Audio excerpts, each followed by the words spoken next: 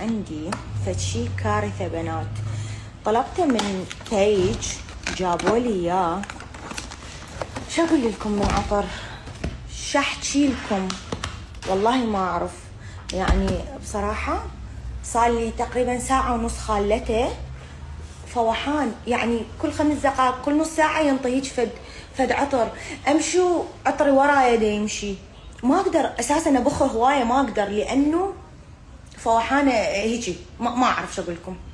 هذا شكله جدا كيوت، كلش حلو، حتى لونه بناتي. اقول لكم انا ليش كل شيء يجي بحياتي بينك؟ شنو هاي السالفه؟ حتى العطر صار بينك.